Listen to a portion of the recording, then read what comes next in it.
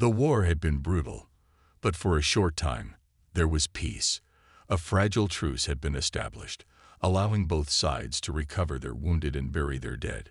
Humanity, as always, had taken the role of the healer, setting up massive medical stations in neutral space. These stations treated everyone, human or alien, without discrimination. It was a symbol of mercy, a beacon of hope in a galaxy filled with war. The Xelvar, a ruthless warrior species, had also signed the truce. They had sworn to respect the sanctuaries, to never attack the medics or the injured. But deep inside, they saw mercy as weakness. To them, humanity's kindness was a joke, something to be exploited. And so, they planned their betrayal. On the night of the attack, everything seemed normal. The medical station Hope's Light floated silently in the vastness of space. Inside, human doctors and nurses moved between patients, treating severe wounds, performing delicate surgeries, and ensuring that even enemy soldiers had a chance to survive. The Galactic Council had praised humanity for its efforts, calling them the protectors of life. Then, without warning, the alarms blared. A fleet of Xelvar warships dropped out of hyperspace, their weapons already charged. Before anyone could react, they opened fire. Red beams of plasma tore through the station's defenses. The shields, designed only to protect against stray debris, collapsed instantly. Explosions rocked the station as fire spread through its corridors. Dr. Elias Carter, one of the lead surgeons, was in the middle of an operation when the lights flickered. The ground beneath him trembled, and the emergency systems activated. His patient, a young soldier, an enemy soldier, looked up at him with fear in his alien eyes. "We're under attack," a nurse gasped, her voice shaking. Elias didn't hesitate. "Get everyone to the escape pods. Now." But the Xelvar weren't here for a quick strike. No, they wanted to send a message. Their soldiers boarded the station, moving through the burning hallways like shadows of death. They slaughtered doctors, nurses, and the wounded without mercy. There was no honor in their attack, only cruelty. Elias and a small group of survivors barricaded themselves inside the emergency ward. Through the security feeds, they saw the horrors unfolding. Xelvar warriors executed medics, laughing as they did. Wounded soldiers, unable to fight back, were dragged from their beds and shot. Even the alien patients, those of Xelvar's own allies, were not spared. "This is a massacre," whispered Dr. Anya Patel, her hands gripping a scalpel as if it could protect her. Elias clenched his fists. He had always believed in peace, in diplomacy. But this was unforgivable.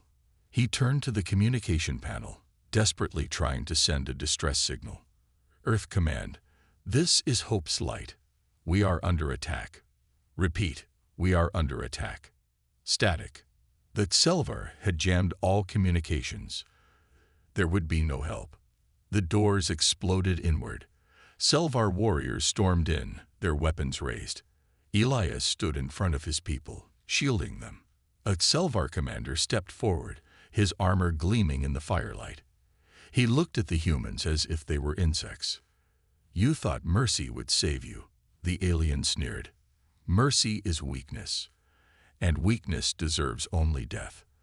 The sound of gunfire echoed through the station. Hours later, the Xelvar fleet vanished into the darkness of space, leaving behind a floating graveyard. The Hope's Light was no more. There were no survivors. But the Xelvar had made one fatal mistake. They believed humanity would stay silent. They believed there would be no consequences. They were wrong. Because at that very moment, deep within the war rooms of Earth, something awakened. Something cold, something ruthless. Humanity's mercy had been betrayed, and now, the galaxy would learn what happened when that mercy was burned away. They had struck at humanity's kindness. Now, they would face humanity's wrath. The ruins of Hope's Light floated silently in the black void of space, a broken monument to treachery. The once busy medical station, filled with the sounds of doctors saving lives, was now nothing but a graveyard. Smoke and debris drifted in all directions, illuminated by the dying embers of burning wreckage. Bodies, both human and alien, floated lifelessly in the weightless abyss. That Selvar had ensured there were no survivors. They wanted a message to be sent to Earth, a message written in blood and fire. But they didn't understand humans, not truly. They believed humanity's kindness was weakness. They thought this act of brutality would break them. They had no idea what they had just unleashed. The transmission reached Earth's high command within hours. The war room, buried deep beneath the surface, was silent as the footage played. It showed that Selvar warriors storming through the medical station, gunning down unarmed doctors and helpless patients. It showed the slaughter of those who had taken an oath to heal, to save lives, regardless of species. And then the final insult. That Selvar commander standing over a pile of corpses, staring into the station's security cameras, his voice filled with contempt. "This is your mercy," he spat. "This is the price of weakness. Learn from it." The screen went black. No one spoke. No one moved. Admiral Lucius Kane sat at the head of the long, dimly lit table, his fingers interlocked as he stared at the blank screen. His expression was unreadable, but the cold fury in his eyes was unmistakable. Around him sat Earth's highest-ranking officials, military strategists, and intelligence officers. Some looked sick. Others had their fists clenched in silent rage. Finally, it was Kane who broke the silence. His voice was calm, steady, too steady. "How many?" General Vasquez, a hardened veteran, swallowed before answering. 217 confirmed dead. 146 of them were non-combatants. Doctors, nurses, volunteers. He hesitated. No survivors. Another wave of silence. A slow, simmering fury began to fill the room. Kane nodded slowly. "And the Selvar?" General Vasquez exhaled sharply. "Their fleet has already returned to their home system. They have made no statement, no response. They think we'll do nothing." Kane leaned back in his chair. His gaze drifted to the Earth flag hanging on the wall. For years, humanity had fought to prove it could be a part of the galactic community, that it could be trusted, that it wasn't just another violent species. And for years, they had held back, choosing diplomacy over destruction. But now the rules had changed. "They broke the truce," Kane said softly. His voice was almost a whisper, but it carried across the room like a cold wind. He looked at his assembled officers, his steel-gray eyes locking onto each one. "No retaliation would make us look weak. An ordinary response would make us look predictable. That is why they think they are safe." His fingers tapped lightly on the table. "So we won't be predictable. We won't retaliate. We won't strike back like they expect." He leaned forward, his voice dropping to a deadly calm. "We will erase them." Across Earth's military networks, a single order was issued. Not a call for war. Not a declaration of battle. It was something colder, something far worse. Black Directive. Valkyrie Protocol. Those who saw the message knew what it meant. They had trained for this, prepared for it, but they had never believed it would actually be used. The Valkyrie Protocol was not an act of war. It was an extermination order. It was the release of Earth's darkest warriors, the ones that humanity had locked away, the ones even the highest-ranking generals feared. Within hours, they were mobilized. The Reapers, the Ghosts, the Hellhounds, names whispered in fear even among human soldiers. These were the warriors who had been held back, their existence denied, their methods considered too extreme for conventional warfare. These were not soldiers. They were weapons. And now, they were being unleashed. That Selvar celebrated their victory in the halls of their capital world, Selvith Prime. Their warlords toasted to their triumph, laughing over cups of crimson liquor as they spoke of humanity's weakness. They had struck at the heart of Earth's mercy, and they had gotten away with it. Or so they thought. Because even as they feasted, even as they congratulated themselves, the shadows were moving. Across the vast reaches of space, unmarked human warships drifted silently toward Selvar space. These were not ordinary fleets. They carried no diplomats, no negotiators, only death. In the darkness, the Reapers prepared their weapons. Their orders were simple: not to invade, not to conquer, but to make the Selvar understand, in the most brutal way possible, what happened when you struck at humanity's mercy. The next dawn on Selvath Prime would rise, but by then it would already be too late. Their world belonged to the Reapers now. Zelvath Prime stood as a beacon of power in the galaxy, a world of towering spires, vast military complexes, and the proud warriors of the Selvar Dominion. The attack on Hope's Light was already fading into memory for them. It was nothing more than a display of dominance, a lesson to the weak humans. The Selvar were convinced Earth would do nothing. They had studied humanity's history, seen their restraint, their constant attempts at diplomacy. The humans would issue condemnations, perhaps deploy more guards to their medical stations, but that would be the end of it. The Selvar believed they understood human nature. They were wrong. High above Selvath Prime, the human warships drifted like ghosts. Their hulls were blackened, reflecting no light, absorbing every sensor pulse that searched for them. They did not move in grand formations like traditional fleets. They did not announce their presence. No warnings were given, no calls for surrender. Because this was not war. This was execution. The ships were silent predators, their deadly cargo waiting for the perfect moment. Inside, the Reapers stood in perfect stillness, their weapons primed, their breathing steady. They had trained their whole lives for missions like this. They were not ordinary soldiers. They were ghosts, assassins, instruments of vengeance. For years, Earth had kept them locked away, only whispered about in the darkest corners of military briefings. The Valkyrie Protocol was never meant to be used, until now. The moment the Selvar slaughtered the healers of Hope's Light, they had signed their own death sentence. The countdown reached 0. Across the fleet, hatches slid open, and black armored figures were ejected into the void.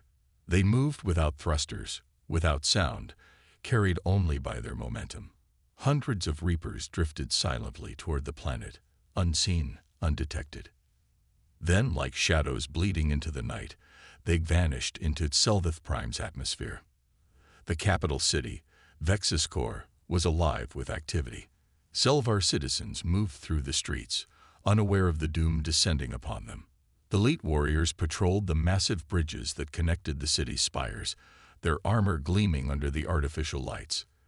The Dominion's leaders sat in their high towers, secure in their belief that their enemies were weak. The first deaths went unnoticed.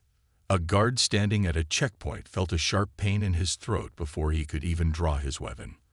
A gloved hand caught his body before it could fall, dragging him into the darkness. Across the city, similar events played out in eerie synchronization. Patrols were found hours later, their throats slit, their weapons untouched. The Reapers were inside the capital. They moved like wraiths through the corridors of Selvar command centers, bypassing security systems with terrifying efficiency. They did not trigger alarms, did not leave evidence of their presence, except for the bodies. Every guard, every officer, every military strategist marked for death was eliminated without a sound. Then came the real strike. At exactly 300 local time, the Reapers unleashed chaos.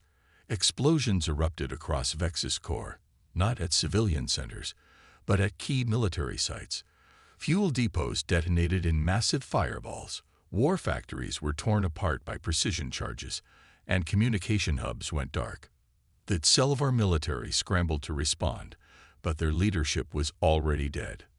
The Dominion's generals, warlords, and high-ranking officers, those who had ordered the attack on Hope's Light, were found slaughtered in their homes, their personal guards killed without raising an alarm. And in the central command tower, a single message was left, carved into the wall in Selvar blood. Mercy was our kindness. Now you learn our wrath. Panic spread like wildfire. that Selvar had always believed themselves to be the superior warriors, the rightful rulers of the stars. But now their own capital was under siege by an enemy they could not see, could not predict, could not stop. Civilians fled into the underground shelters, fearing a full-scale invasion. But no human troops arrived. No fleets landed. The Reapers had no interest in occupation. They had come with a singular purpose: to make the Selvar pay. By dawn, the city was in ruins. The military was shattered, their command structure obliterated. The Selvar had expected war, but they had received something far worse: terror. The survivors whispered of shadows that killed without mercy, of soldiers that did not hesitate, of an enemy that did not care for diplomacy or surrender. And then, as suddenly as they had come, the Reapers vanished. In the aftermath, the remaining Selvar leaders struggled to comprehend what had happened. The humans had not declared war, had not sent a fleet, had not demanded justice through words. Instead, they had sent monsters, ghosts that had walked through their strongest defenses like they were nothing. For the first time in their history, the Selvar Dominion knew fear. Because if this was humanity's response to a single attack, what would they do if the war truly began? Zelvith Prime had not recovered. The once proud world, capital of the mighty Selvar Dominion, now stood as a fractured ruin of its former self. Smoke still rose from destroyed military complexes, command towers lay in shambles, and the streets were eerily silent. The Reapers had come and gone, leaving behind only the echoes of their brutal efficiency. The Selvar Dominion, which once ruled vast sectors of space with an iron grip, now found itself in chaos. Fear spread through their ranks like a disease, eating away at their confidence. The most dangerous warriors of the galaxy had always believed themselves untouchable. Now, for the first time, they understood what it felt like to be prey. The humans had sent no fleets, made no declarations, and accepted no pleas for peace. They had simply struck with precision, killed with terrifying efficiency, and disappeared. The Selvar High Council convened in secrecy, their voices hushed, their movements filled with paranoia. Every shadow in the room felt like it could hold another one of Earth's silent assassins. The truth was clear. They had made a mistake, the fatal mistake. And the humans were not finished. On the outskirts of the Dominion, the Selvar fleet mobilized. Their warships, massive and bristling with weapons, were gathering near the planet Voris 9, a strategic outpost that connected the Selvar's core worlds to their outer colonies. The Dominion was preparing for retaliation, believing that if they struck first, they could still maintain control. Fleet Commander Joravek stood on the bridge of the Vengeful Dawn, his scaled hands clenched behind his back. His golden armor gleamed under the artificial lights, the symbol of Selvar strength embossed on his chest. He had served the Dominion for over a century, fought in countless wars, and crushed rebellions without mercy. But this was different. The enemy he faced did not fight like anyone he had encountered before. There were no grand invasions, no drawn-out battles in space. The humans struck like ghosts, killed without sound, and left no survivors. The Selvar war doctrine had no answer for an enemy they could not see. "Commander," an officer called out, his voice laced with uncertainty. "Our patrols are reporting strange sensor readings around the Voris 9 system. We may have an incoming fleet." The silence across the Dominion was suffocating. The mighty Selvar, once feared across the galaxy, were now haunted by the whispers of an enemy they had underestimated. Reports of their defeat on Zelvith Prime had spread like wildfire, and fear had settled deep within their command structure. They had seen the precision of human retribution, felt the weight of their mistake, and now they lived in terror of what would come next. Fleet Commander Joravek had barely slept in the last cycle. Every time he closed his eyes, he saw the wreckage of their cities, the silent bodies of their elite soldiers who had been struck down without a fight. The Reapers had not fought like warriors. They had hunted like predators, cold and efficient. It was not war. It was extermination. That Selvar High Council had issued a desperate order: prepare for defense, fortify the core worlds, and under no circumstances provoke the humans again. But that command came too late. The fear had already spread through their forces. Soldiers hesitated at their posts. Officers second-guessed every decision. Even now, the Dominion's fleet remained near Voris 9, watching the darkness of space with unease, waiting for something they couldn't see. And the humans were still there. Far beyond that Selvar fleet's sensors, aboard a stealth-class warship, Captain Elias Kane observed his prey. The Dominion had gathered their forces, desperately trying to show strength. But Kane saw it for what it was: panic.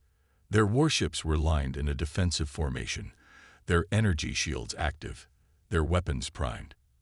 But they weren't preparing for battle. They were waiting to die. He turned to his second-in-command, Lieutenant Harper, who stood beside him, arms crossed. "They haven't moved," she said, her voice low. "They won't," Kane replied. "They're too afraid." Harper exhaled slowly. "Then why are we still here?" "The job is done." Kane didn't answer immediately. Instead, he tapped a control panel, bringing up a series of classified reports on his screen. These weren't battlefield reports.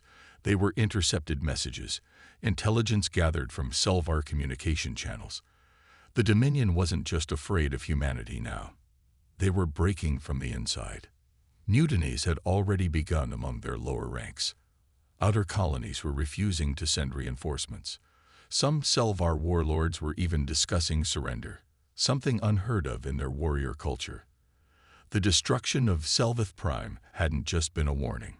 It had shattered the illusion of their invincibility. Kane leaned back in his chair. "We're not here to fight anymore. We're here to let them destroy themselves." On that Selvar command ship Vengeful Dawn, Joravec received another disturbing report. One of their outer defense stations had gone silent. There was no distress signal, no explosion detected, just silence. The same thing that had happened before Selvath Prime's fall. His claws tightened against the metal railing of the command bridge. "It's them," he muttered under his breath. The officers around him tensed. No one had to ask who he meant. They all knew. One of the younger officers, barely out of training, swallowed hard before speaking. "Sir, what do we do?" For the first time in his life, Joravec had no answer. The mighty Selvar Dominion had never known fear before, had never needed to ask such questions. They had ruled through strength, crushed opposition without hesitation. But now, strength had failed them, and the humans had not even deployed their full force. His mind raced. There had to be a way to turn this around, to regain the upper hand. But every scenario led to the same conclusion: engaging humanity meant extinction. "Sir," the officer repeated, his voice laced with anxiety. Joravec exhaled slowly. "We retreat." A ripple of shock passed through the command bridge. A Selvar fleet commander had never issued such an order. It was an admission of defeat, a disgrace to their warrior code. But Joravec had seen what happened to those who defied humanity, and he had no desire to join them. As the order was transmitted across the fleet, the Selvar ships slowly powered down their weapons and turned away from Voris 9. They fled, their mighty warships looking less like symbols of power and more like wounded creatures slinking into the darkness. The Reapers did not pursue. They didn't have to. The message had been delivered, and the Dominion was already dying. The retreat of the Selvar fleet from Voris 9 was not just a tactical decision. It was the first crack in the foundation of their once mighty Dominion. For centuries, they had ruled through fear, crushing weaker species and enforcing their dominance with overwhelming military power. But now, they were the ones who feared. And fear had a way of spreading like a disease. From the moment Fleet Commander Joravec gave the retreat order, the Selvar forces across the galaxy began to splinter. Some commanders followed his lead, withdrawing their fleets and fortifying their homeworlds. Others, unwilling to accept the humiliation of defeat, attempted to rally their forces, only to find their own soldiers hesitating, whispering among themselves about the humans. The stories of Selveth Prime's destruction and the silent disappearances of outposts had left them shaken. The humans had not just beaten them in battle. They had shattered their will to fight. The seeds of rebellion. On the Selvar homeworld of Xarvan, the High Council was in chaos. Heated arguments filled the great chamber, voices rising as warlords and politicians turned on each other. "We must strike back," roared Warlord Jevak, slamming his fist against the table. "The humans have humiliated us. If we show weakness now, we will lose everything." "And what do you propose?" High Chancellor Vorzek sneered. "Another war. More ships. More soldiers. Have you not been paying attention? We cannot fight them." Jevak. "Not anymore." Jevak bared his fangs in frustration. "So what? We surrender. Beg for mercy." Vorzek's voice lowered dangerously. "No, we survive." Murmurs filled the room. Surrender was unthinkable. But so was victory. The humans had changed the rules of war. The Selvar had always fought with strength, but the humans had fought with something far more terrifying: patience. They did not need grand invasions or massive fleets. They let fear do the work for them. And it was working. The Ghost Fleet. Meanwhile, hidden beyond the reach of Selvar sensors, Captain Elias Kane observed the unraveling of the Dominion with quiet satisfaction. The Reapers had not fired a single shot since the fall of Selveth Prime, yet their mission was nearing completion. The enemy was collapsing from within. Lieutenant Harper watched the latest intercepted transmissions, shaking her head in disbelief. "It's happening faster than I expected," she muttered. Kane nodded. "Fear is more effective than any weapon. They don't know where we are. They don't know when we'll strike next. And now, they don't even trust each other." A new transmission flickered on their screen. It was from one of the Dominion's outer colonies, at Selvar Governor, pleading for protection against supposed human forces. But Kane knew the truth. There were no humans there. The governor was simply reacting to paranoia, turning against his own people out of fear. Harper exhaled. "How long do we let this go on?" Kane leaned back in his chair, ice cold. "Until there's nothing left to fight. The final blow." As the Dominion fractured, resistance movements that had once been too weak to challenge Selvar rule began to rise. The Yavari, the Threxians, the Balarans, all species who had lived under Selvar oppression, saw their chance. Without their military strength holding them together, the Selvar Empire was vulnerable. One by one, colonies declared independence. Rebellions ignited across occupied worlds. Selvar warlords, once loyal to the High Council, turned their fleets on each other, each seeking to carve out their own piece of power. The humans did nothing. They did not invade. They did not send armies. They simply waited. And in the end, it was the Selvar themselves who tore their empire apart. The end of the Dominion.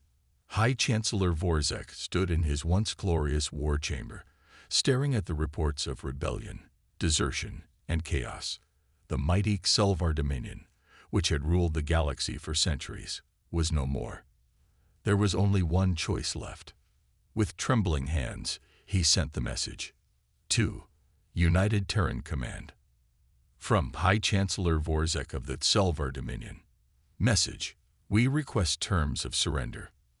On board the Phantom's Edge, Captain Kane received the message. He read it once, then again. Slowly, he exhaled and turned to Harper. "It's over," he said. Harper smirked. "We never even had to fire a shot." Kane nodded. "That's what happens when you strike at humanity's mercy. You don't just lose a war. You lose everything." You said the war was over. At least that was what the Selvar thought. Their High Chancellor had surrendered, their fleets had scattered, and their empire had crumbled under the weight of its own paranoia. The Dominion was no more, but for humanity, surrender was not the same as justice. The Selvar had struck at humanity's mercy. They had massacred the defenseless, slaughtered the healers who had come to aid the wounded, and broken the sacred rules of war. They had expected consequences, but they had no idea what true wrath looked like. They were about to find out. A reckoning delayed is not a reckoning denied. Across the ruined dominion, Selvar warlords hid within their fortresses, believing they had escaped the worst. They told themselves that humanity would be merciful now that the war had ended. They whispered to one another that the humans had gotten what they wanted: victory. They were wrong. Humanity did not believe in letting monsters walk free. The Reapers, Earth's most secretive and feared warriors, had been unleashed not for battle, but for judgment. One by one, the architects of the Selvar's war crimes began to disappear. Warlord Jevak, once the proudest general in the Dominion, was the first. He had slaughtered human medics on the battlefield, ordering the execution of any who surrendered. He had laughed as the Terran hospitals burned. Now his laughter had turned to silence. His guards were found dead at their posts, their bodies showing no signs of a struggle. His chambers were intact, his doors still locked from the inside. Yet he was gone. The only sign of what had happened was a single message scrawled in his own blood on the wall: "Mercy is dead." Panic spread through the remnants of the Selvar elite. The next to fall was General Kravok, the mastermind behind the destruction of the Vorus 9 medical convoy. He had believed himself safe, hidden deep within a bunker on the frozen world of Kavaris. But when his guards checked on him in the morning, they found his room empty. His comms were untouched, his weapons still secured. The only clue to his fate was a recording, his own terrified voice whispering, "I see them. They're already here." After that, the others didn't wait to be taken. They tried to flee, to distant star systems, to neutral space, to uncharted worlds where they believed no human would follow. But there was no escape.